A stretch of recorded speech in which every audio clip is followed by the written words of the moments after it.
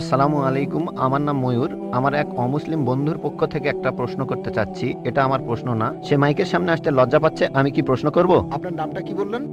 ময়ূর। আমি মুসলিম হয়েছি, তবে এই প্রশ্নটা আমার এক অমুসলিম বন্ধুর। সে মাইকের সামনে আসতে চাচ্ছে না, তাই যদি অনুমতি দেন।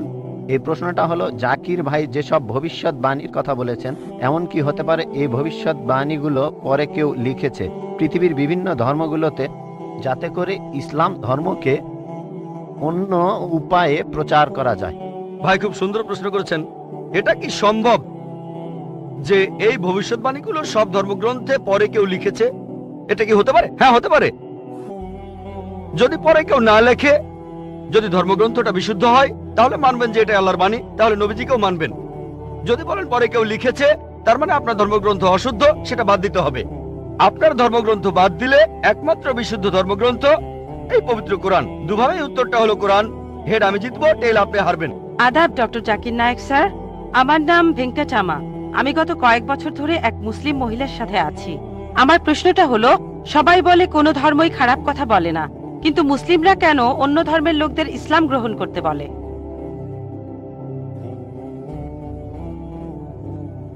বোন, আপনি বললেন যে আপনি একটা মুসলিম পরিবারের সঙ্গে থাকেন অনেক বছর ধরে। তারপর বললেন যে সব ধর্মে ভালো সব কথা থাকে, কিন্তু মুসলিমরা আমাকে ইসলাম গ্রহণ করতে বলে কেন? পয়েন্ট নাম্বার 1, অন্য যেসব ধর্ম আছে সেগুলো যা বলে তার বেশিরভাগ কথাই ভালো, তবে ইসলাম ভালো কথা বলার পাশাপাশি আপনাকে দেখাবে কিভাবে সেটা অর্জন করতে হয়। আমি উদাহরণও দিয়েছি। সব ধর্মই বলে চুরি করো না, ইসলাম একই কথা বলে, তবে ইসলাম দেখিয়ে দেয় কিভাবে সেই অবস্থানে যাবেন যেখানে কেউ চুরি করে না। যাকাত দেন, সাহায্য করেন, এরপর কেউ চুরি করলে তার হাত কেটে ফেলেন, তাহলে চুরি করা বন্ধ হয়ে যাবে, কোনো অপরাধ থাকবে না। এজন্যই আমি বলেছিলাম যে ইসলাম ভালো কথা বলার পাশাপাশি আপনাকে দেখিয়ে দেবে কিভাবে সেটা অর্জন করতে হয়।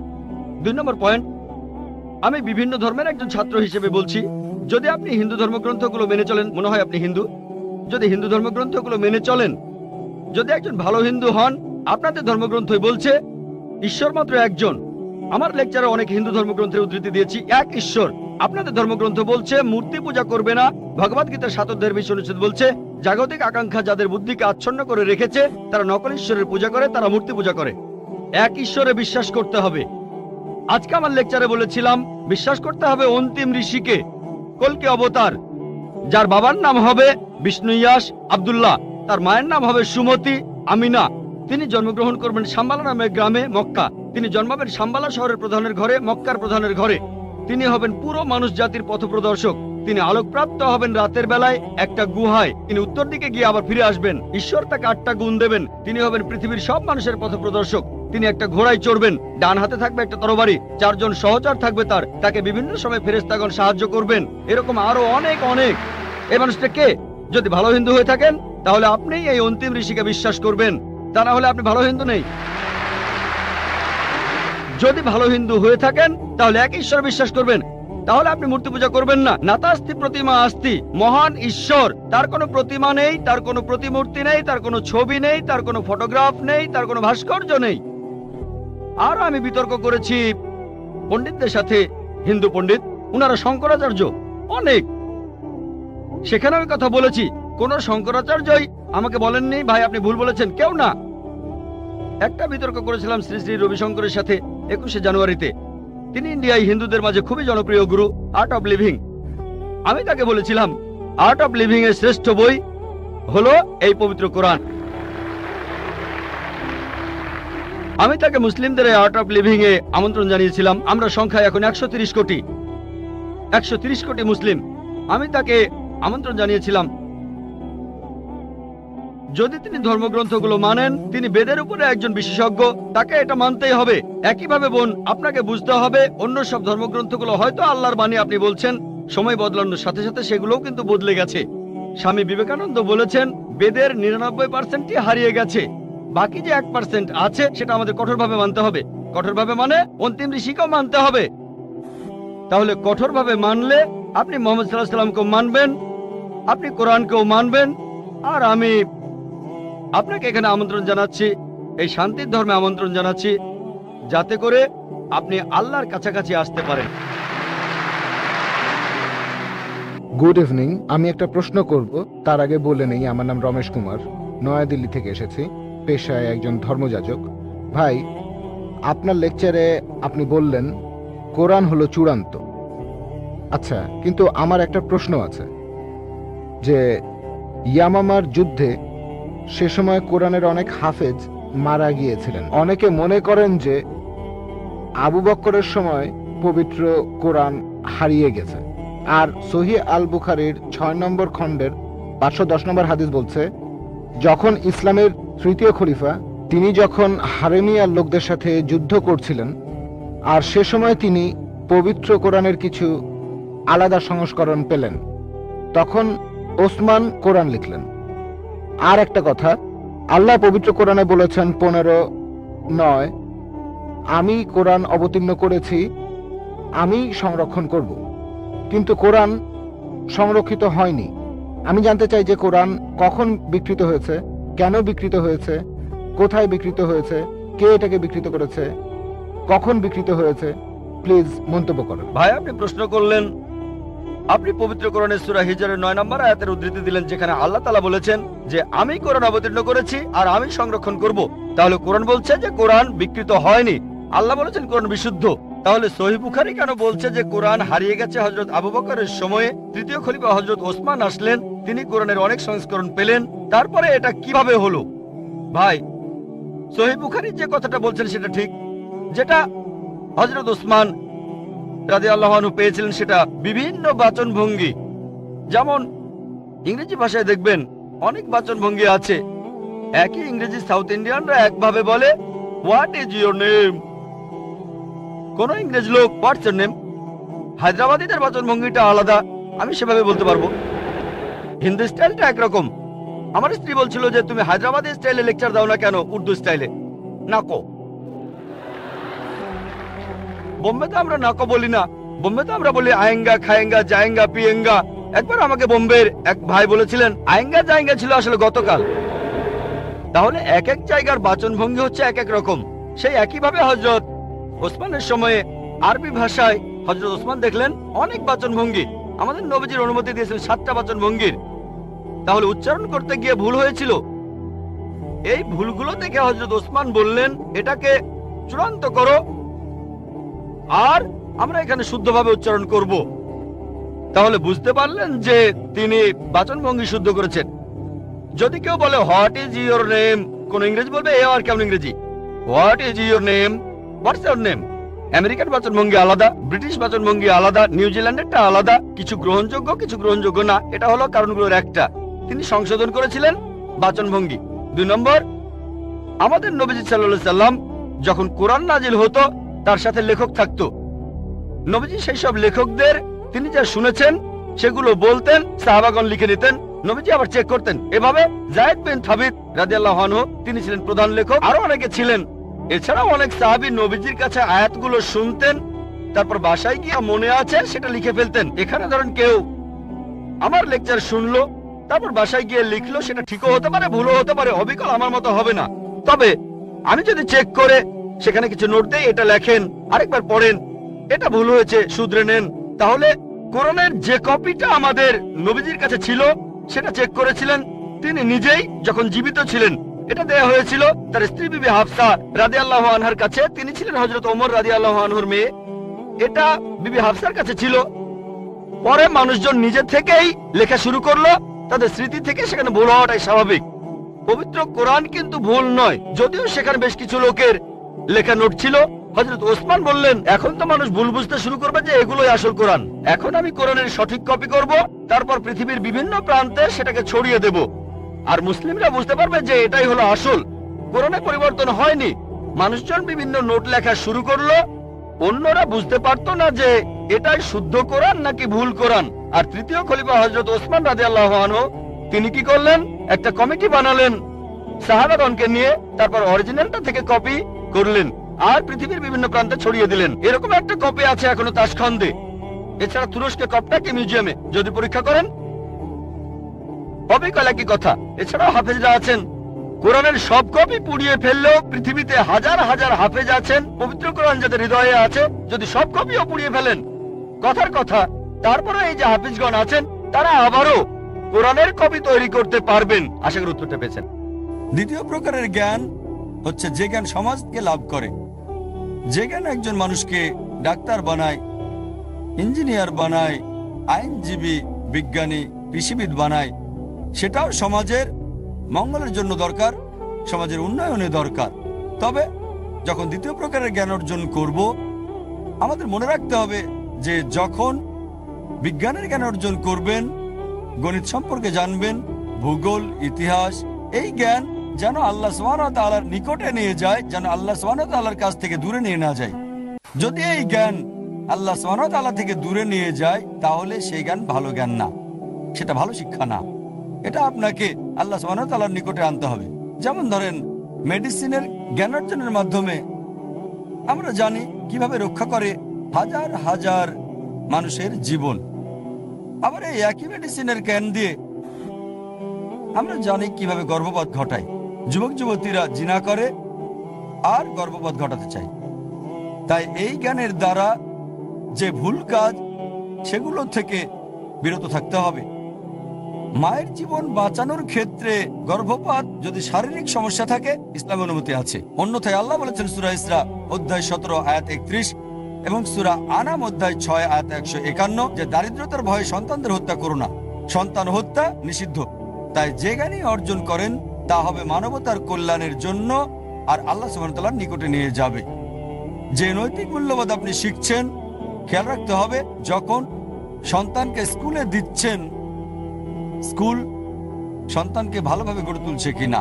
চিন্তা করেন, যদি আপনার সন্তানকে কনভেন্ট স্কুলে দেন, তাদের অনেক মূল্যবোধই আল্লাহ সুবহানাহু ওয়া তাআলার মূল্যবোধের বিপরীত। ব্যাপারটা এমন যে সন্তানের হাত পা বেঁধে তাদেরকে পানিতে রেখে বলছেন যে সাঁতার কাটো। কিভাবে সাঁতার কাটবে? কিভাবে সাঁতার কাটবে? তাই যখন স্কুলে পাঠাবেন, দেখতে হবে ঠিক জায়গায় দিচ্ছেন কিনা। যদি সংস্কৃতি, সমাজ, স্কুল আপনাকে আচরণ শিক্ষা দেয়, এটা হতে হবে ইসলামিক ধারার। এখন আমরা দেখি যে পশ্চিমা সংস্কৃতিতে তারা বলে যে তাদের রীতি বৃদ্ধাশ্রম তৈরি করা। ইসলাম ধর্মে বৃদ্ধাশ্রমের কোনো স্থান নেই, কারণ ইসলাম বিশ্বাস করে যে পিতামাতাকে ভালোবাসা, সম্মান দেখাতে হবে। আর কোরআনে অনেক জায়গাতে আছে, সূরা লোকমান অধ্যায় 31 আয়াত 15, সূরা আনকাবুত অধ্যায় 29 আয়াত 8, সূরা আনাম অধ্যায় 6 আয়াত 151, অনেক আয়াতই বলছে যে আমি মানুষকে নির্দেশ দিয়েছি পিতামাতার সাথে ভালো ব্যবহার করতে।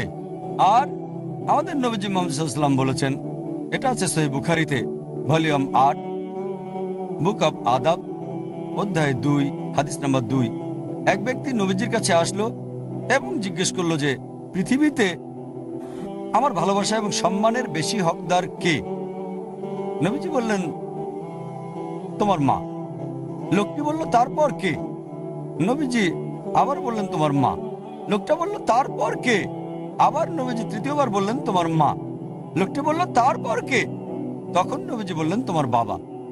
75 ভাগ 4 ভাগের 3 ভাগ ভালোবাসা এবং সম্মান মায়ের, 25 ভাগ 4 ভাগের 1 ভাগ বাবার দিকে। সংক্ষেপে মা পাচ্ছেন গোল্ড মেডেল, সিলভার মেডেলও পাচ্ছেন, ব্রোঞ্জ মেডেলটাও মাই পাচ্ছেন। বাবাকে একটা সান্ত্বনা পুরস্কার নিয়ে সন্তুষ্ট রাখতে হচ্ছে। তাই ইসলাম আমাদের বলছে পিতামাতাকে ভালোবাসতে হবে। বিশেষ করে সম্মানের হকদারের কথা বললে মা 3 গুণ বেশি পাচ্ছেন। ইসলাম ধর্মে বৃদ্ধাশ্রমের কোনো স্থান নেই। তাই যে আদব কায়দায় সন্তানের শিক্ষা দিই, সেটা আমাদের স্রষ্টা আল্লাহ সুবহানাহু ওয়া তাআলার চাওয়া মতে হতে হবে। আর এখন আমরা দেখি যে মুসলিমরা ফায়ারিং লাইনে। এখন দেখা যায় মুসলিমরা পিছিয়ে পড়েছে, বিশেষ করে বিজ্ঞান ও প্রযুক্তির ক্ষেত্রে, বিশেষ করে শিক্ষার ক্ষেত্রে। এর প্রধান কারণ হচ্ছে আমরা কোরআন এবং সুন্নাহ থেকে দূরে সরে গেছি। আগে 8ম শতক থেকে দ্বাদশ শতাব্দী সময়টাকে বলা হতো অন্ধকারের যুগ। অন্ধকার কাদের জন্য? ইউরোপিয়ানদের জন্য। আরবের মুসলিমরা যে উন্নতি করেছিল তা উল্লেখ করার মতো। যদি ইতিহাস পড়েন, স্কুলে যা পড়েছি, আমি নিজে কনভেন্ট স্কুলে পাশ করেছি, খ্রিস্টান মিশনারি স্কুল, সেখান থেকে পড়ালেখা করেছি। এটা পরবর্তীতে পরে আমি বুঝলাম যে স্কুলে কি পড়েছি, মেডিকেল কলেজে কি পড়েছি, একজন মেডিকেল ডাক্তার হিসেবে অনেক বিষয় আমার কাছে ভিন্ন। স্কুলে আমাদের শিখিয়েছে যে রক্ত সঞ্চালন প্রথম আবিষ্কার করেন উইলিয়াম হার্ভে। আসলে যদি কোরআন পড়েন, কোরআন রক্ত সঞ্চালনের ব্যাপারে বলছে সূরা নাহাল অধ্যায় 16 আয়াত 66 কিভাবে পেটে খাবার প্রবেশ করে, তারপর সেখান থেকে ইন্টেস্টাইনে যায়, ইন্টেস্টাইন থেকে রক্তনালী দিয়ে বিভিন্ন অংশে প্রবেশ করে মেমোরি গ্ল্যান্ড সহ, যেখানে দুধ উৎপন্ন হয়। এখানে দুধ উৎপন্ন হওয়ার প্রক্রিয়া এবং রক্ত সঞ্চালনের বিষয়ে সংক্ষেপে বলছে সূরা নাহাল অধ্যায় 16 আয়াত 66। আর আমি গবেষণা করার পর জানতে পারলাম যে রক্ত সঞ্চালনের প্রথম যে ব্যক্তি বর্ণনা দেন তিনি ইবনে নাফিস, কোরআন নাজিলের 600 বছর পর, এবং উইলিয়াম হার্ভের 400 বছর আগে। কিন্তু পাঠ্যবই পড়লে দেখবেন উইলিয়াম হার্ভের কথা বলা হয়েছে। আমাদের কতজন ইবনে নাফিসের নাম জানি? কতজন? হয়তো কেউই বলতে পারবেন না যে ইবনে নাফিসই সর্বপ্রথম রক্ত সঞ্চালনের ব্যাখ্যা দেন। আমরা ভূগোল পড়েছি, কিন্তু ভূগোলে প্রথম যে ব্যক্তি পৃথিবীর মানচিত্র আঁকেন তিনি হলেন আল ইদ্রিসি 1154 সালে। স্কুলে আমরা যে ডিজিট শিখেছি কি বলা হয় জানেন? একে আরবি নিউমেরালস 1 2 3 4 বলা হয়, যা আমরা লেখা ব্যবহার করি 1 2 3 4, এটাকে আরবি নিউমেরালস বলা হয়, অন্যটা রোমান নিউমেরালস। ইন্ডিয়ানরা প্রথম 0 বা 0 আবিষ্কার করে, আর আরবরা সেটা নিয়ে পৃথিবী জুড়ে বিখ্যাত করে একটা ডেসিমেল যুক্ত করে। এভাবে আমরা পদ্ধতি। আপনারা কি আল-খিন্দির নাম জানেন? আল-খিন্দি 200 সূত্র লিখেছেন গণিতে, জ্যামিতিতে এবং যুক্তিবিদ্যায়। আর একই সময়ে যখন গ্যালিলিও, ডেসকার্টিস এবং নিউটন বলল যে সব ফিজিক্যাল ল স্বয়ংসম্পূর্ণ, কিন্তু তিনি বলেছেন আপেক্ষিক। পরবর্তীতে অ্যালবার্ট আইনস্টাইন আরো গবেষণা করলেন আর রিলেটিভিটির থিওরি দাঁড় করালেন। আর ইতিহাস পড়লে আমরা জানতে পারি যে মোহাম্মদ আহমদ এবং হোসাইন শাকির 2 ভাই পৃথিবীর উপরিভাগ পরিমাপ করলেন এবং লোহিত সাগরের আড়াআড়ি পরিমাপ করলেন। একই সময়ে লোকজন ভাবত পৃথিবী চ্যাটা।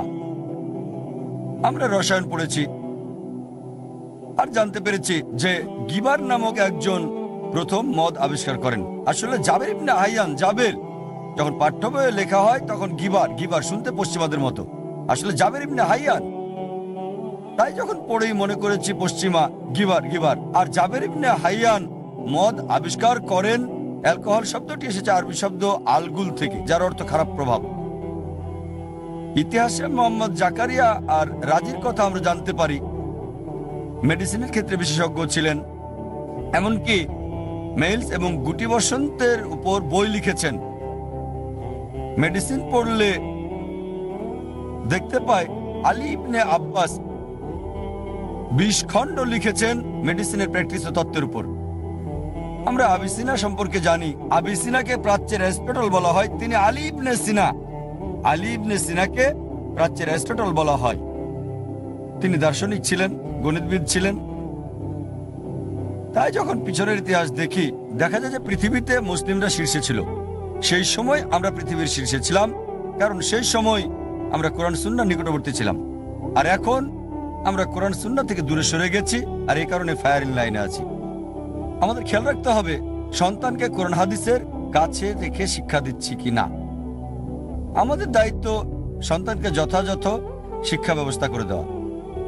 এই কারণে আমি বলি যে আপনার সন্তান হচ্ছে আপনার আমানত।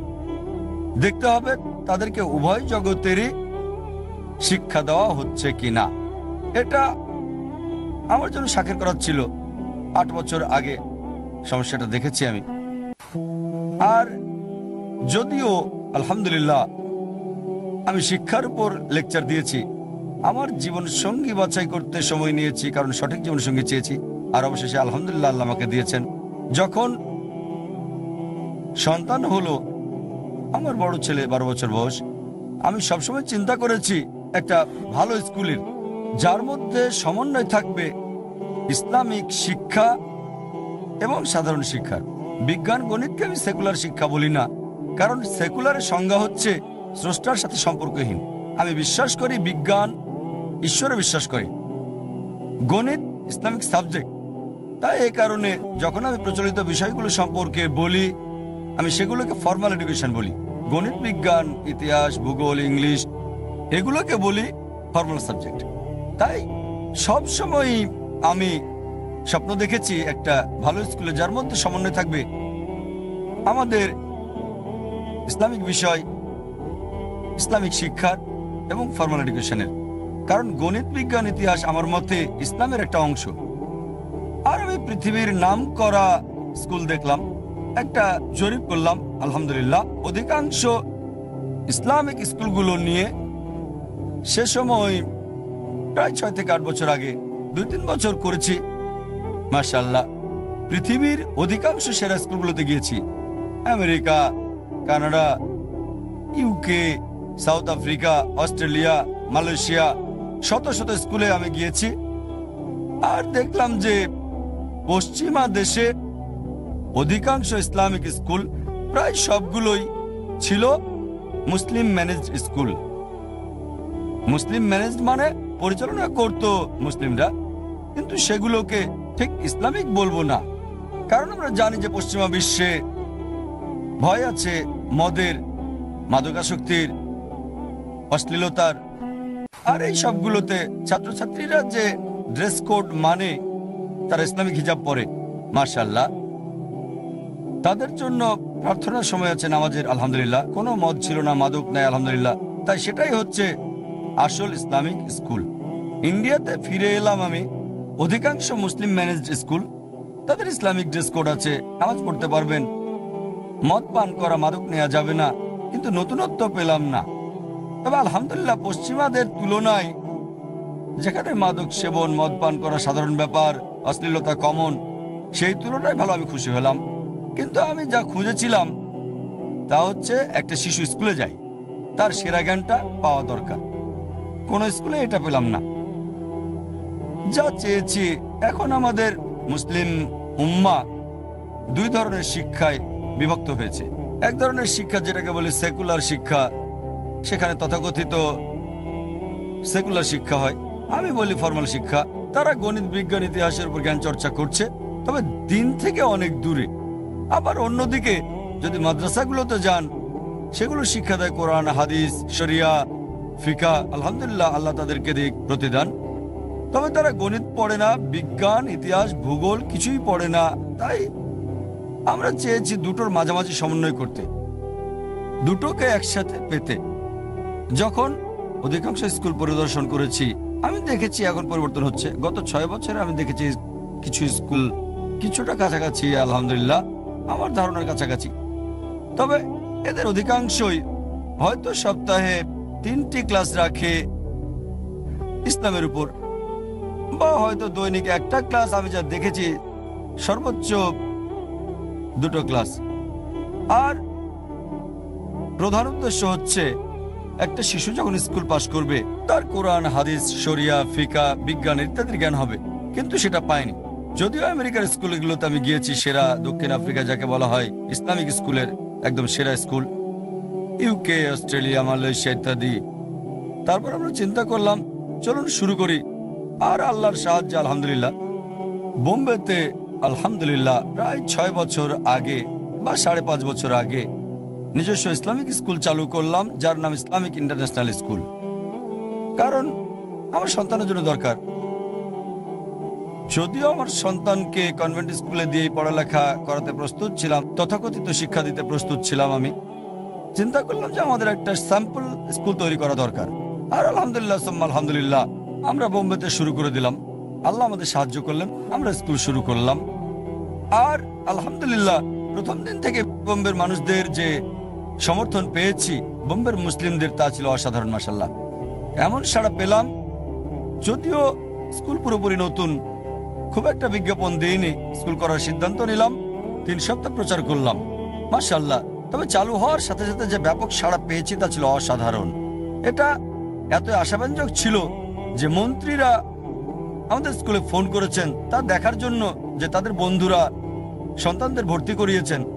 আমাদের স্কুল খুবই ভালো, মাশাআল্লাহ। আপনি এমনটা কখনোই পাবেন না যে একজন মন্ত্রী ফোন করে বলবেন যে আমাদের একটা সিট দরকার মাদ্রাসায়। কনভেন্ট স্কুলে এমনটা দেখা যায়।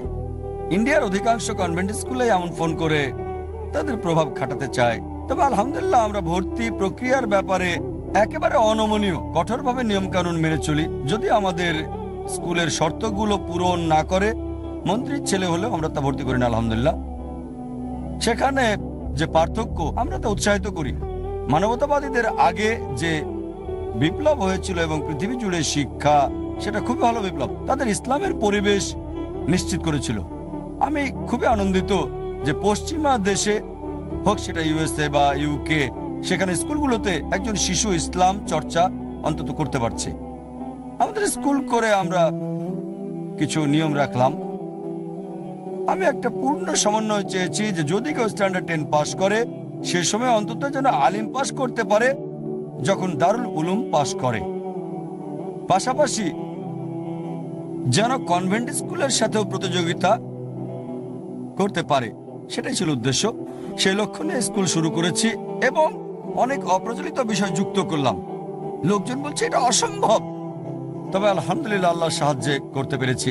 আমাদের স্কুলের সময়টা বেশ লম্বা, সকাল 8টা থেকে শুরু হয় 4:30 পর্যন্ত। নার্সারির জন্য আমরা স্কুল করেছি নার্সারি থেকে 3 বছর থেকে। প্রথম বছর nursery, junior KG, senior KG এবং স্ট্যান্ডার্ড 1 মাত্র 4টা ক্লাস, মাত্র 4টা গ্রেড। আর স্কুলের সময়টা শুরু হয় সকাল 8টা থেকে বিকেল 4:30 পর্যন্ত।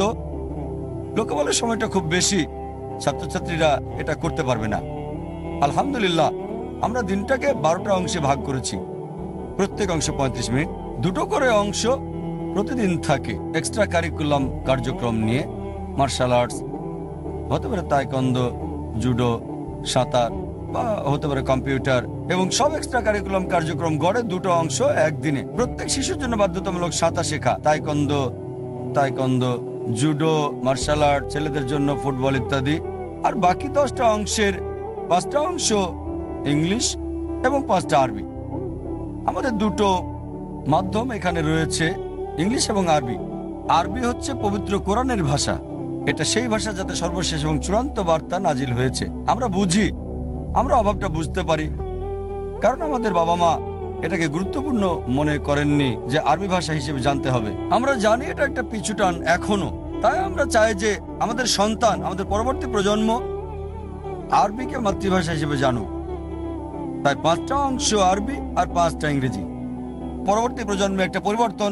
মুসা আলাইহিস সালাম আর মুহাম্মদ সাল্লাল্লাহু আলাইহি সাল্লাম আল্লাহর নবীর পাশাপাশি তারা পৃথিবীতে রাজা হিসেবে ছিলেন, অর্থাৎ কেউ অপরাধ করলে তারা মৃত্যুদণ্ড দেওয়ার ক্ষমতা রাখতেন, তারা অপরাধী ব্যক্তিদের মৃত্যুদণ্ড দেওয়ার ক্ষমতা রাখতেন। তবে যিশু বা ঈসা আলাইহিস সালাম, তার এই ক্ষমতা ছিল না।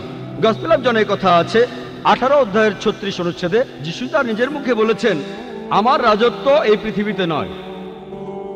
এরপর দেখবেন যে মুসা আর মুহাম্মদ সাল্লাল্লাহু আলাইহি সাল্লাম, তাদের দুজনকেই তাদের লোকজনেরা আল্লাহর নবী হিসেবে মেনে নিয়েছিল, বেশিরভাগই। তবে যীশু খ্রিস্টের ব্যাপারটা দেখেন, সে সময় বেশিরভাগ লোক তাকে আল্লাহর নবী বলে মেনে নেয়নি। গসপেল অফ জনের 1 নম্বর অধ্যায়ের 11 অনুচ্ছেদে বলা আছে, সবাই তাকে ত্যাগ করেছিল। তাহলে ভালো করে দেখলে আপনারা বুঝবেন যে মুহাম্মদ সাল্লাল্লাহু আলাইহি সাল্লাম হলেন মুসা আলাইহিস সালামের মতো, কিন্তু ঈসা আলাইহিস সালাম মুসা আলাইহিস সালামের মতো নন। তাহলে এই ভবিষ্যৎবাণীটা বলছে আসলে নবীজি সাল্লাল্লাহু আলাইহি সাল্লাম সম্পর্কে। এখানে আরো বলা হয়েছে, আমি একজন নবী পাঠাবো তোমার ভাইদের মধ্য থেকে। আর আমরা জানি যে আরবরা হচ্ছে ইহুদিদের জ্ঞাতি ভাই। মুসা নবী ইহুদি ছিলেন, মুহাম্মদ সাল্লাল্লাহু আলাইহি সাল্লাম ছিলেন আরব। তারা দুজনে শান্তিতে থাকুন। তাহলে আরব আর ইহুদিরা জ্ঞাতি ভাই। এরপর এখানে আরো বলা হয়েছে, আমি একজন নবী পাঠাবো তোমার ভাইদের মধ্য থেকে, যে হবে তোমার মতো, আর সে আমার কথা মতো ধর্ম প্রচার করবে, সে আমার আদেশ পালন করবে। আমরা জানি যে মুহাম্মদ সাল্লাল্লাহু আলাইহি সাল্লাম আল্লাহ তাআলার কাছ থেকে ওহী পেয়েছিলেন, আর যা শুনেছিলেন সেটাই তিনি প্রচার করেছিলেন, যেন তার মুখ দিয়ে আল্লাহর কথাই বের হচ্ছে, আর আল্লাহর আদেশে তিনি এসব করেছিলেন। তাই এই ভবিষ্যৎবাণীতে আসলে সর্বশেষ নবী মুহাম্মদ সাল্লাল্লাহু আলাইহি সাল্লাম সম্পর্কে বলা হয়েছে। এর পরের অনুচ্ছেদ বলছে, বুক অফ ডিউটেরোনমি 18 নম্বর অধ্যায়ের 19 অনুচ্ছেদ, বলা হয়েছে যে তোমরা যদি আমার কথা না মানো, তাহলে আমি তোমাদের উপরে প্রতিশোধ নেব। তার মানে যারা এই নবীর কথা মানবে না, যে নবী আসবেন অর্থাৎ মুহাম্মদ সাল্লাল্লাহু আলাইহি সাল্লাম, আল্লাহ তাদের উপর প্রতিশোধ নেবেন। এরপরে উল্লেখ আছে বুক অফ আইজায়া 29 নম্বর অধ্যায়ের 12 নম্বর অনুচ্ছেদে, বলা হয়েছে যে আসমানি কিতাব দেয়া হবে তাকে যে শিক্ষিত নয়। কিতাব দেয়া হবে সেই নবীকে যে শিক্ষিত নয়। তাকে যখন বলা হবে এটা পড়ো, আমি প্রার্থনা করছি। সে তখন বলবে আমি পড়তে জানি না। আর আমরা জানি নবীজি সাল্লাল্লাহু আলাইহি সাল্লামের কাছে যখন প্রথম ওহী আসলো, ফেরেশতা জিবরাইল আলাইহিস সালাম তাকে বললেন ইকরা, পড়ো। আমাদের নবীজি মুহাম্মদ সাল্লাল্লাহু আলাইহি সাল্লাম বললেন মা আনা বিকারি, যার অর্থ আমি পড়তে জানি না। এভাবে বুক অফ আইজায়ার 29 নম্বর অধ্যায়ের 12 নম্বর অনুচ্ছেদের ভবিষ্যৎবাণীটা সত্যি হলো যে আসমানি কিতাব যে নবীকে দেয়া হলো সে শিক্ষিত নয়। আমরা জানি যে মুহাম্মদ সাল্লাল্লাহু আলাইহি সাল্লাম নিরক্ষর ছিলেন, তিনি ছিলেন উম্মি। আর যখন তাকে বলা হবে পড়ো, তিনি তখন বলবেন আমি পড়তে জানি না। নবীজি সেটাই বলেছিলেন মানা বিকারি। এছাড়া ওল্ড টেস্টামেন্টে নবীজি সাল্লাল্লাহু আলাইহি সাল্লামের কথা নাম ধরে উল্লেখ করা হয়েছে। এটা বলা হয়েছে সং অফ সলোমনে 5 নম্বর অধ্যায়ের 16 অনুচ্ছেদে বলা হয়েছে হিব্রুতে হিক্কম আমিত্তাকিম উইকুল্লু মুহাম্মাদিম জেহদুদি ওয়া জেহরাই বাইনা জেরুজালেম, যার অর্থ তার কথা খুব মিষ্টি, সে খুব প্রিয় পাত্র, সে আমার প্রিয়জন, সে আমার বন্ধু, শোনো জেরুজালেমের কন্যারা। মুহাম্মাদিম শব্দটার অনুবাদ করা হয়েছে যে খুব প্রিয় পাত্র। তবে সেমেটিক ভাষায় দেখবেন আরবি বা হিব্রুতে ইম দিয়ে সম্মান বোঝানো হয়। যেমন ধরেন এলো, আল্লাহ এলোহিম, সম্মান দেখানো, তাই মোহাম্মদকে সম্মান দেখাতে বলা হচ্ছে মোহাম্মদিম, সম্মান দেখাতে এভাবে বলা হয়েছে। তাহলে ওল্ড টেস্টামেন্টে নবীজির নাম ধরেই উল্লেখ করা হয়েছে, কিন্তু এখন যদি পড়েন এটার অনুবাদ করা হয়েছে খুব প্রিয় পাত্র। আসুন এবারে দেখি নিউ টেস্টামেন্টে মোহাম্মদ সাল্লাল্লাহু আলাইহি সাল্লাম সম্পর্কে কি বলা হয়েছে। এখন আমি যদি খ্রিস্টানদের কথা বলি, ওল্ড টেস্টামেন্টে যেসব কথা বলা হয়েছে সেটা তারা মানবে, কারণ এটা তাদের ধর্মগ্রন্থ বাইবেলেরই একটা অংশ। আল্লাহ কোরআনে বলেছেন সূরা আরাফের 157 নম্বর আয়াতে বলা হয়েছে তারা অনুসরণ করে নিরক্ষর নবীকে, যার উল্লেখ রয়েছে তাওরাত এবং ইনজিলে। এরপর সূরা সাফের 6 নম্বর আয়াতে উল্লেখ করা হয়েছে যিশু বা ঈসা আলাইহিস সালাম ইসরায়েলবাসীদের বলছেন, ইসরায়েলের সন্তানদের, আমি আল্লাহর রাসূল হিসেবে তোমাদের কাছে এসেছি। আমার আগে যেসব নবী এসেছেন আমি তাদের সমর্থক, আর সুসংবাদ দিচ্ছি যে একজন নবী আসবেন যার নাম হবে আহমদ। আর নিউ টেস্টামেন্ট পড়লে দেখবেন যে সেখানে নবীজি সাল্লাল্লাহু আলাইহি সাল্লাম সম্পর্কে অনেক ভবিষ্যৎবাণী তখন করা হয়েছিল। এরপর আছে গসপেল অফ জন 14 নম্বর অধ্যায়ের 16 নম্বর অনুচ্ছেদে বলা হয়েছে যিশু বা ঈসা আলাইহিস সালাম বলছেন আমি পিতার কাছে প্রার্থনা করব, তিনি সাহায্যকারী পাঠাবেন যে সবসময় তোমাদের সাথেই থাকবে। এরপর গসপেল অফ জন 15 অধ্যায় 26 অনুচ্ছেদে বলছে যখন সেই সাহায্যকারী আসবে আমার পিতা যাকে পাঠাবেন সে আমার সম্মানটা বাড়িয়ে দেবে।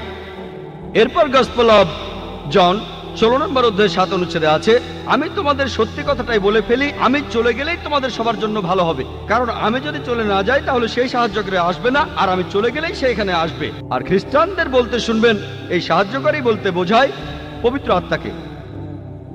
এখন ভালো করে দেখেন গসপেল অফ জন 16 নম্বর অধ্যায়ের 7 নম্বর অনুচ্ছেদ বলছে তোমাদের আমি সত্যি কথা বলছি, যিশু তার শিষ্যদের বলছেন তোমাদের আমি সত্যি কথা বলছি, আমি চলে গেলে তোমাদের জন্যই ভালো হবে, কারণ আমি চলে না গেলে সেই সাহায্যকারী আসবে না, আমি চলে গেলেই সে এখানে আসবে। সাহায্যকারীর পৃথিবীতে আসার শর্ত হলো যে যিশু বা ঈসা আলাইহিস সালাম চলে যাবেন, তিনি চলে গেলেই সাহায্যকারী তারপর এখানে আসবেন। আমরা জানি যে পবিত্র আত্মা তখনও ছিল যিশুকে যখন ব্যাপটাইজ করা হয়, এমনকি যীশু খ্রিস্ট জন্মানোর আগেও পবিত্র আত্মা সেখানে ছিল যখন তিনি মায়ের গর্ভে ছিলেন। অনেক জায়গায় বাইবেল বলা হয়েছে, তাহলে এই সাহায্যকারী আসলে পবিত্র আত্মা হতে পারে না। এরপরে দেখবেন এই সাহায্যকারী শব্দটা যদি গ্রিক বা অ্যারামাইক ভাষা দেখেন, গ্রিক ভাষায় এই শব্দটা হলো প্যারাক্লিট, এটার অনুবাদ করা হচ্ছে সাহায্যকারী। প্যারাক্লিট শব্দটার অর্থ আসলে সমর্থন করা, মূল শব্দটা হলো প্যারাক্লিটস, যার অর্থ যে প্রশংসা করে অথবা যে প্রশংসা পাওয়ার যোগ্য। আমরা জানি যে আমাদের নবীজির দুটো নাম আছে, আহমেদ আর মোহাম্মদ সাল্লাল্লাহু আলাইহি সাল্লাম। এখন শব্দটা যাই হোক, ধরেন প্যারাক্লিটস যে প্রশংসা করে বা প্রশংসনীয়, অথবা ধরেন প্যারাক্লিট হোক সমর্থক বা সাহায্যকারী। আলহামদুলিল্লাহ এই কথাগুলো সবচেয়ে বেশি মেলে সর্বশেষ নবী মুহাম্মদ সাল্লাল্লাহু আলাইহি সাল্লামের বেলায়।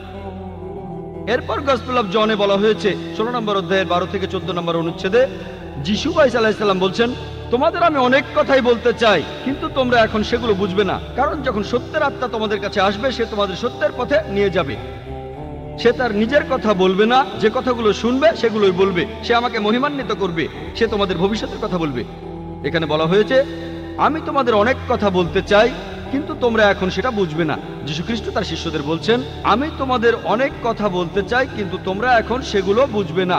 কারণ যখন সত্যের আত্মা তোমাদের কাছে আসবে, সে তোমাদের সত্যের পথে নিয়ে যাবে। তার নিজের কথা বলবে না, সে যা শুনবে তাই বলবে। আমরা জানি নবীজির কাছে যে ওহী এসেছিল, তিনি সেটাই বলেছিলেন। সে তার নিজের কথা বলবে না, যে কথাগুলো শুনবে সেগুলোই বলবে। সে তোমাদের ভবিষ্যতের কথা বলবে, সে আমাকে মহিমান্বিত করবে। আমরা জানি মুহাম্মদ সাল্লাল্লাহু আলাইহি সাল্লাম যিশুকে মহিমান্বিত করেছেন পবিত্র কোরআনে আর বিভিন্ন হাদিসে। আমরা মানি যিশু বা ঈসা আলাইহিস সালাম তিনি আল্লাহ সুবহানাহু ওয়া তাআলার প্রেরিত একজন রাসূল ছিলেন।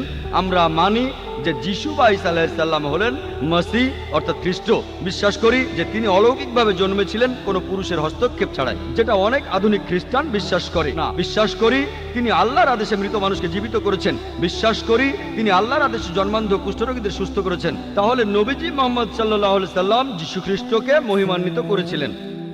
তাহলে এই ভবিষ্যৎবাণীটাও আসলে আমাদের নবীজি মুহাম্মদ সাল্লাল্লাহু আলাইহি সাল্লাম সম্পর্কে বলছে।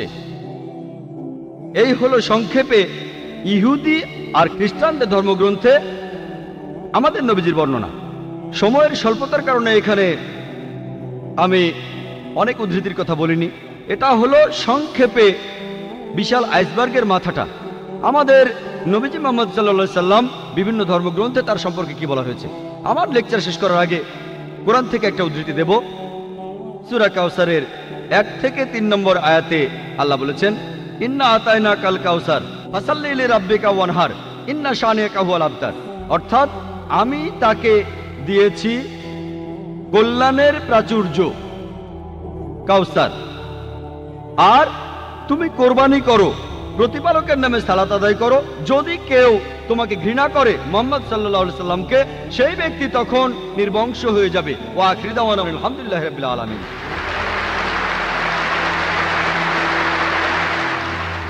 আমার নাম রামকৃষ্ণ, আমি ফিজিওথেরাপি ছাত্র। আমার প্রশ্ন হলো, আল্লাহর আদম হাওয়াকে সৃষ্টি করার কি প্রয়োজন ছিল, অথবা এই বিশ্ব জগৎ এগুলো সৃষ্টি করে কি উপকার পাবেন? আমার দ্বিতীয় প্রশ্ন হলো, সবকিছুই কেউ সৃষ্টি করেছে, তাহলে ঈশ্বর তাকেও অবশ্যই কেউ সৃষ্টি করেছে। আল্লাহ শব্দটার অর্থ কি? ভাই 3টা প্রশ্ন করেছেন। প্রথম প্রশ্নটা, আল্লাহ কেন আদম হাওয়াকে সৃষ্টি করলেন, এই সৃষ্টি করার কারণটা কি? বিশ্বজগৎ সৃষ্টির কারণ কি? আল্লাহ সৃষ্টি করেছেন আদম আর হাওয়াকে, তারা দুজনে শান্তিতে থাকুন, যাতে করে মানুষ যাতে আসতে পারে। তারা আমাদের সবার পূর্বপুরুষ। পবিত্র কোরআনের সূরা হুজুরাতের 13 নম্বর আয়াতে উল্লেখ করা হয়েছে, ইয়া আইয়ুহান নাসু ইন্না খালাকনাকুম মিন যাকরিন ওয়া উনসা ওয়া জাআলনাকুম শুউবান ওয়া কাবাইলা লিতাআরাফু ইন্না আক্রামাকুম ইনদাল্লাহি আতকাকুম ইন্নাল্লাহা আলিমুন খাবীর। হে মানুষ জাতি, আমি তোমাদের সৃষ্টি করেছি এক পুরুষ ও এক নারী হতে, আর তোমাদের বিভক্ত করেছি বিভিন্ন জাতি আর গোত্রে, যেন তোমরা অন্যের সাথে পরিচিত হতে পারো। এই জন্য নয় যে অন্যকে ঘৃণা করবে। আর আল্লাহর কাছে অধিক মর্যাদার সম্পন্ন সেই ব্যক্তি যার আছে তাকওয়া। আল্লাহ যেটার মাধ্যমে মানুষের বিচার করেন, টাকা পয়সা নয়, গায়ের রং নয়, জাতি বা গোত্র নয়, ধর্মমত নয়, সেটা হলো তাকওয়া। সেটা হলো আল্লাহকে মানা, ন্যায়পরায়ণতা, ধার্মিকতা। তাহলে আদম আর হাওয়া আলাইহিস সালাম তারা আমাদের সবার পূর্বপুরুষ। আপনারও পূর্বপুরুষ, আমারও পূর্বপুরুষ, সব মানুষের। সেজন্য আপনাকে ভাই বলে ডেকেছি। ভাই, সব মানুষ ভাই ভাই। আল্লাহ বলেছেন, ইয়া আইয়ুহান নাস, হে মানুষ জাতি। আর পবিত্র কোরআনে সূরা ইসরার 70 নম্বর আয়াতে উল্লেখ করা হয়েছে, ওয়া লাকাদ কাররামনা বানি আদামা। আল্লাহ তাআলা মর্যাদা দিয়েছেন সব আদম সন্তানকেই। হোক আপনি জন্ম নেন ইন্ডিয়ায়, আমেরিকায়, ইংল্যান্ডে, জন্মান কোনো হিন্দু পরিবারে বা মুসলিম পরিবারে বা খ্রিস্টান পরিবারে, আল্লাহ বলেছেন তিনি সব মানুষকে মর্যাদা দিয়েছেন। মানুষে জন্মালে আল্লাহ তাকে মর্যাদা দেবেন। সে হোক আপনার নাম জাকির, আব্দুল্লাহ, রামু, শঙ্কর, মানুষে জন্মালে আল্লাহ মর্যাদা দেবেন। আপনার প্রশ্নে আসি, কেন আল্লাহ তাআলা মানুষ সৃষ্টি করলেন? আল্লাহ মানুষ সৃষ্টি করেছেন কারণ আল্লাহ বলেছেন মানুষ হলো আল্লাহ সৃষ্টির মধ্যে সেরা। আল্লাহ তাআলা অন্য যা কিছু সৃষ্টি করেছেন তা আল্লাহকে মানে। ফেরেশতা সৃষ্টি করেছেন, আল্লাহ যে আদেশই দেন ফেরেশতাগণ সে আদেশ পালন করেন, তাদের নিজস্ব ইচ্ছা নেই। মানুষ হলো আল্লাহ তাআলার এমন এক সৃষ্টি যার নিজের ইচ্ছা আছে। আমরা তার কথা মানতেও পারি, নাও মানতে পারি। তাই আল্লাহ আমাদের সৃষ্টি করেছেন, আমরা হলাম তার সৃষ্টির সেরা, আশরাফুল মাখলুকাত। তবে আমরা আল্লাহ তাআলার কথা মানতে পারি, নাও মানতে পারি। যদি আল্লাহর আদেশ মানেন তাহলে জান্নাতে যেতে পারবেন, তাহলে বেহেশতে যাবেন, স্বর্গে যেতে পারবেন। যদি আদেশ না মানেন তাহলে জাহান্নামে যাবেন, দোজখে যাবেন। তাহলে এই জীবনটা পরকালের জন্য পরীক্ষা। পবিত্র কোরআনের সূরা মুলকে 2 নম্বর আয়াতে উল্লেখ করা হয়েছে, আল্লাহ জি খালাকাল মাউতা ওয়া হায়াতা, আল্লাহ তাআলা সৃষ্টি করেছেন জীবন ও মৃত্যু তোমাদের পরীক্ষা করার জন্য। তাহলে এই জীবনটা হলো পরকালের জন্য পরীক্ষা। তাহলে আল্লাহ মানুষ সৃষ্টি করেছেন, আর আল্লাহ বলেছেন সূরা জারিয়াতের 56 নম্বর আয়াতে উল্লেখ করা হয়েছে, ওয়ামা খালাকতুল জিন্না ওয়াল ইনসা ইল্লা লিয়াবুদুন, আমি সৃষ্টি করেছি জিন ও মানুষকে যেন তারা আমার ইবাদত করে।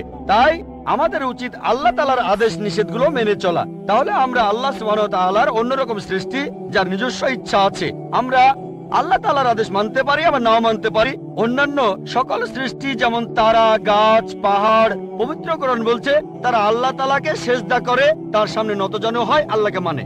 আমাদের স্বাধীন ইচ্ছা আছে, আল্লাহ আমাদের এই স্বাধীন ইচ্ছা দিয়েছেন। এই স্বাধীন ইচ্ছা নিয়ে যদি আল্লাহকে মানেন আপনি তাহলে ফেরেশতাদের উপরে চলে যাবেন, আর যদি আল্লাহ তাআলাকে না মানেন তখন হবেন শয়তানের সহযোগী। আল্লাহ আমাদের সৃষ্টি করেছেন পরকালের পরীক্ষার জন্য। আপনার দ্বিতীয় প্রশ্নে আসি, সবকিছুর একটা স্রষ্টা আছে, আল্লাহকে বানিয়েছে কে?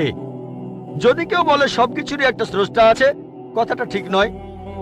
সব সৃষ্ট জিনিসের স্রষ্টা আছে। আল্লাহ তাআলার সংজ্ঞা হচ্ছে তাকে কেউ সৃষ্টি করেনি। যখনই বলবেন কে আল্লাহকে বানিয়েছে, সে আল্লাহ নয়। আল্লাহ তাআলার সংজ্ঞা হচ্ছে তিনি সৃষ্টি হননি। ধরেন এক লোক আপনাকে বলল যে ভাই, আমার বন্ধু জন, সে হাসপাতালে ভর্তি হয়েছে, সে একটা বাচ্চার জন্ম দিয়েছে। বলতে পারবেন এই বাচ্চাটা ছেলে না মেয়ে? বলতে পারবেন? চেষ্টা করেন, দেখেন। পারবেন না কেন? ছেলে না মেয়ে? হ্যাঁ না। ধরেন ভাই জন, সে হাসপাতালে ভর্তি হয়েছে, সে একটা বাচ্চার জন্ম দিল, এই বাচ্চাটা ছেলে না মেয়ে? আপনি বলতে পারবেন? না না। 50% চান্স ছেলে না মেয়ে। লোকজন সবাই হাসছে কেন? বলতে পারবেন? পারবেন না কেন? যে উত্তরই বলেন সেটা কি ঠিক হবে? চেষ্টা করে দেখেন, যে বাচ্চাটা জন্মালো সে কি ছেলে না মেয়ে? চেষ্টা করেন। মেয়ে। মেয়ে। ভাই, পুরুষ লোক কি বাচ্চার জন্ম দিতে পারে? হ্যাঁ, এখানে আপনি ভুল করেছেন। একইভাবে ভুল করেছেন যখন বললেন কে আল্লাহকে বানিয়েছে। পুরুষ লোক কোনো বাচ্চার জন্ম দিতে পারে না, তাহলে তো মেয়ে বা ছেলে হওয়ার প্রশ্নই আসে না। এখন কি আপনি বুঝতে পেরেছেন? হ্যাঁ, বুঝতে পেরেছেন, এই তো ভালো। পুরুষ লোক কোনো বাচ্চার জন্ম দিতে পারে না, তাহলে তো ছেলে বা মেয়ে হওয়ার কোনো প্রশ্নই আসে না। যখন প্রশ্ন করলেন কে আল্লাহকে সৃষ্টি করেছে, আল্লাহর সংজ্ঞা হচ্ছে, ঈশ্বরের সংজ্ঞা হচ্ছে তিনি সৃষ্টি হননি। যখনই বলবেন কে আল্লাহকে বানিয়েছে, সে আল্লাহ নয়। ওয়ালাম ইয়াকুল্লাহু কুফুয়ান আহাদ, তার সমতুল্য কেউ নেই। এবারে আপনার শেষ প্রশ্নটাতে আসে, আল্লাহ কে? আল্লাহ কে? সবচেয়ে সেরা সংজ্ঞাটা আছে পবিত্র কোরআনের সূরা ইখলাসে 1 নম্বর থেকে 4 নম্বর আয়াতে উল্লেখ করা হয়েছে। এখানে বলা হয়েছে যে কুল হুয়াল্লাহু আহাদ, বলো তিনি আল্লাহ এক, অদ্বিতীয়। আল্লাহুস সামাদ, তিনি অবিনশ্বর, চিরস্থায়ী। লাম ইয়ালিদ ওয়া লাম ইউলাদ, তিনি জন্ম নেননি, কাউকে জন্ম দেননি। ওয়ালাম ইয়াকুল্লাহু কুফুয়ান আহাদ, তার সমতুল্য কেউ নেই। এই হলো 4 লাইনের সংজ্ঞা আল্লাহ সুবহানাহু ওয়া তাআলার। যদি কোনো মানুষ, যদি কেউ বলে যে অমুক লোকটা আল্লাহ, সেই লোক যদি এই 4টা শর্ত পূরণ করতে পারে, আমাদের মুসলিমদের কোনো আপত্তি থাকবে না সেই লোককে আল্লাহ বলে মেনে নিতে। 4 লাইনের সংজ্ঞা, এটাই হলো ধর্মের লিটমাস টেস্ট। আল্লাহ তাআলার সংজ্ঞা প্রথমটা হলো কুল হুয়াল্লাহু আহাদ, বলো তিনি আল্লাহ এক, অদ্বিতীয়। আল্লাহুস সামাদ, আল্লাহ অবিনশ্বর, চিরস্থায়ী। লাম ইয়ালিদ ওয়া লাম ইউলাদ, তিনি জন্ম নেননি, কাউকে জন্ম দেননি। ওয়া লাম ইয়াকুল্লাহু কুফুয়ান আহাদ, তার সমতুল্য কেউ নেই। যদি হিন্দু ধর্মগ্রন্থগুলো পড়েন, সেখানেও একই রকম কথা বলা হয়েছে, কুল হুয়াল্লাহু আহাদ। এটা পাবেন আপনাদের ছান্দোক্য উপনিষদে 6 নম্বর অধ্যায় 2য় অনুচ্ছেদের 1ম পরিচ্ছেদে। এক কামে বিদিতাম, ঈশ্বর মাত্র একজন, দ্বিতীয় কেউ নেই। দ্বিতীয় টেস্ট আল্লাহুস সামাদ, আল্লাহ অবিনশ্বর, চিরস্থায়ী। ভগবত গীতা 10 অধ্যায়ে 3 অনুচ্ছেদ বলছে, আমাকে বলা হয় এই বিশ্ব জগতের প্রভু, আমি জন্ম নেইনি, কোনো শুরু নেই। তৃতীয় টেস্ট লাম ইয়ালিদ ওয়া লাম ইউলাদ, তিনি জন্ম নেননি, কাউকে জন্ম দেননি। আর শ্বেতাক্ষেত্র উপনিষদে আছে 6 নম্বর অধ্যায়ের 9 অনুচ্ছেদে, নাচাই সাকাসিদ জানিতা নাচা দীপা, ঈশ্বরের কোনো প্রভু নেই, তার কোনো বাবা মা নেই। মহান ঈশ্বরের কোনো বাবা নেই, তার কোনো মা নেই। তারপর ওয়ালাম ইয়াকুল্লাহু কুফুয়ান আহাদ, তার সমতুল্য কেউ নেই। আর শ্বেতাক্ষেত্র উপনিষদে বলা হয়েছে 4 নম্বর অধ্যায়ের 19 অনুচ্ছেদে আছে। এছাড়াও যজুর্বেদ 32 অধ্যায়ের 3 অনুচ্ছেদে বলা হয়েছে, নাতাস্তি প্রতিমা আস্তি, মহান ঈশ্বরের কোনো প্রতিমা নেই, কোনো মূর্তি নেই, কোনো ছবি নেই, কোনো ফটোগ্রাফ নেই, কোনো ভাস্কর্য নেই। এটা কে বলেছে? যজুর্বেদ 32 অধ্যায় 3য় অনুচ্ছেদ বলেছে। একই কথা ওয়ালাম ইয়াকুল্লাহু কুফুয়ান আহাদ। যদি কেউ বলে যে অমুক লোকটা হচ্ছে আল্লাহ, যদি সেই লোকে 4টা শর্ত পূরণ করে, আমরা মুসলিমরা কোন রকম আপত্তি ছাড়াই সেই লোককে আল্লাহ বলে মেনে নেব। যেমন ধরেন, কিছু লোক বলে ভগবান রজনীশ হলেন মহান ঈশ্বর। একবার প্রশ্নোত্তর পর্বে এক হিন্দু আমাকে বলেছিলেন, আমরা ভগবান রজনীশকে ঈশ্বর বলে মানি না। আমি কখনোই বলিনি হিন্দুরা ভগবান রজনীশকে ঈশ্বর বলে মানে। আমি বলেছি কিছু লোক তাকে ঈশ্বর বলে মানে। আসুন দেখি রজনীশকে আমরা টেস্ট করি। প্রথম টেস্ট হলো কুল আল্লাহু আহাদ, বলো তিনি আল্লাহ এক অদ্বিতীয়। রজনীশ কি এক অদ্বিতীয়? সেই কি একমাত্র লোক যে নিজেকে ঈশ্বর দাবি করেছে? এরকম অনেক মানুষই ছিল, আর এই দেশে হাজার হাজার লোক নিজেকে ঈশ্বর দাবি করেছে, রজনীশ একমাত্র নয়। তবে রজনীশ ভক্তরা বলে না না, উনি একটু আলাদা। এবারে পরের টেস্টে দেখি। আল্লাহুস সামাদ, আল্লাহ অবিনশ্বর চিরস্থায়ী। রজনীশ কি অবিনশ্বর চিরস্থায়ী? আমরা তার জীবনী থেকে জানি, তার আত্মজীবনী থেকে, রজনীশ ভুগছিলেন অ্যাজমা, ডায়াবেটিস আর পিঠের ব্যথায়। চিন্তা করেন, মহান ঈশ্বরের হয়েছে অ্যাজমা, ডায়াবেটিস, পিঠের ব্যথা। তৃতীয় টেস্ট, লাম ইয়ালিদ ওয়া লাম ইউলাদ, তিনি জন্ম নেননি, কাউকে জন্ম দেননি। ভগবান রজনীশ জন্মেছিলেন মধ্যপ্রদেশে, তার বাবা মাও ছিলেন। 1981 সালে তিনি আমেরিকায় গেলেন, ইউএসএ। তখন হাজারো আমেরিকান তার ভক্ত হয়ে গেল। তারপর আমেরিকার অরিগন প্রদেশে তিনি বানালেন একটা সেন্টার, আর তার নাম দিলেন রজনীশপুরম, তার গ্রাম। পরবর্তীতে আমেরিকান সরকার তাকে অ্যারেস্ট করে কারাবন্দী করে রাখলো। রজনীশ বলতো যে আমেরিকান সরকার তাকে স্লো পয়জনিং করেছে। চিন্তা করেন, মহান ঈশ্বরকে স্লো পয়জনিং করা হয়েছে। 1985 সালে আমেরিকান সরকার তাকে বের করে দিলে সে ইন্ডিয়ায় চলে আসে। তারপর এখানে পুনায় সে আরেকটা সেন্টার খুললো, আর তার নাম দেওয়া হলো ওশো কমিউন। যদি রজনীশের সমাধির কাছে কখনো যান, তার সমাধির উপরে লেখা আছে ভগবান রজনীশ ওশো কখনো জন্মাননি, কখনো মরেননি, তবে পৃথিবীতে ভ্রমণ করেছেন 1931 সালের 11 ডিসেম্বর থেকে 1990 সালের 31শে জানুয়ারি পর্যন্ত। কখনো জন্মাননি, কখনো মরেননি, তবে পৃথিবীতে ভ্রমণ করেছেন 1931 সালের 11 ডিসেম্বর থেকে 1990 সালের 31শে জানুয়ারি পর্যন্ত। তার সমাধিতে এটা লিখতে ভুলে গেছে যে পৃথিবীর 21টা দেশ তাকে ভিসা দেয়নি। মহান ঈশ্বর আসলেন এই পৃথিবীতে, পৃথিবী ঘোরার জন্য, বিভিন্ন দেশে যাওয়ার জন্য তার নাকি ভিসাও লাগে। তখন গ্রিসের আর্কবিশপ বলেছিলেন, যদি রজনীশকে এই দেশ থেকে তাড়িয়ে না দেওয়া হয়, আগে তার ঘর পোড়াবো, তারপর ভক্তদের ঘর পোড়াবো। শেষ টেস্ট, ওয়া লাম ইয়াকুল্লাহু কুফুয়ান আহাদ। পরীক্ষাটা এতই কঠিন যে একমাত্র আল্লাহ ছাড়া কেউই পাশ করবে না।